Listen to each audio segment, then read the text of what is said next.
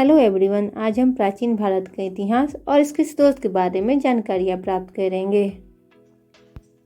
प्राचीन भारतीय इतिहास के विषय में जानकारी मुख्यतः 4 स्रोतों से प्राप्त होती है।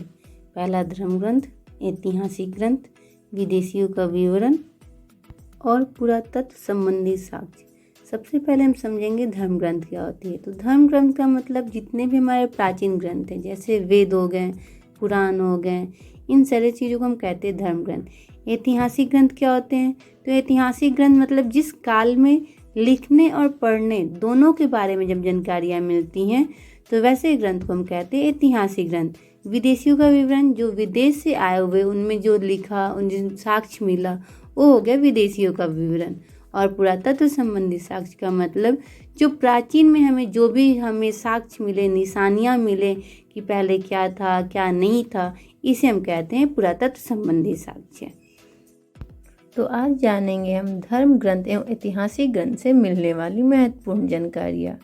सबसे पहले भारत का सर्वप्राचीन धर्म ग्रंथ वेद है, जिसके संकलनकर्ता महर्षि कृष्ण द्वैपायन वेद व्यास को माना जाता है। संकलनकर्ता मतलब रचयिता, मतलब वेद की रचयिता कौन है? तो कृष्ण द्वैपायन वेद व्यास।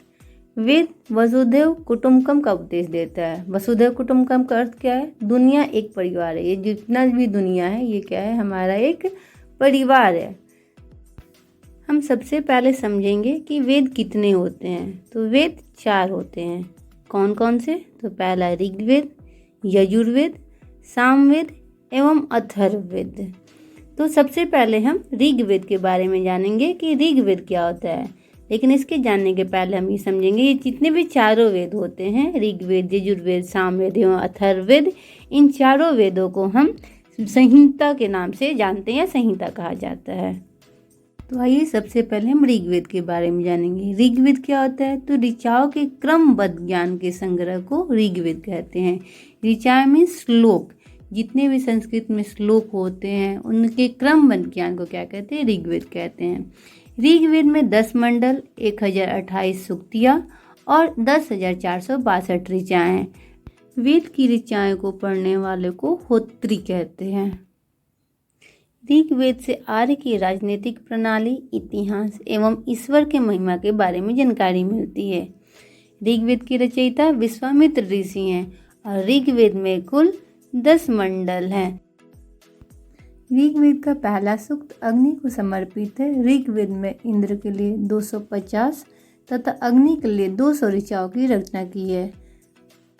विश्वामित्र द्वारा रचित ऋग्वेद के तीसरे मंडल में सूर्य देवता सावित्री को समर्पित प्रसिद्ध गायत्री मंत्र है। मतलब अगर कोई पूछे कि गायत्री मंत्र कौन से वेद में मिलते हैं, तो गायत्री मंत्र हमारे ऋग्वेद में मिलते हैं। कौन से मंडल में? तो ऋग्वेद के तीसरे मंडल में हमें गायत्री मंत्र मिलते हैं। गायत्री मंत्र ऋग्वेद में उल्लिखित है और इसके रचनाकार विश्वामित्र हैं। यह मंत्र ऋग्वेद की तृतीय मंडल में वर्णित है। इसके 8वें मंडल की हस्तलिखित ऋचा को खील कहा जाता है और इसके 9वें मंडल में देवता सोम का उल्लेख किया गया है। ऋग्वेद के 9वें मंडल में कुल 114 मंत्र हैं और यह सभी मंत्र सोम को समर्पित है। अब यह सोम क्या होता है? तो सोम आर्यों का मुख्य पेय था। पेय मतलब पीने वाले पदार्थ, जिसे मुंज पर्वत से प्राप्त किया जाता था।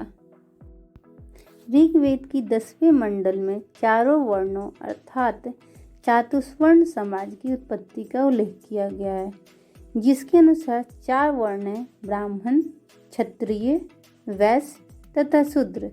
ये चारों वर्ण मान्यता है कि ब्रह्मा के क्रमशः मुख, भुजाओं, जंघाओं और चरणों से उत्पन्न हुए हैं।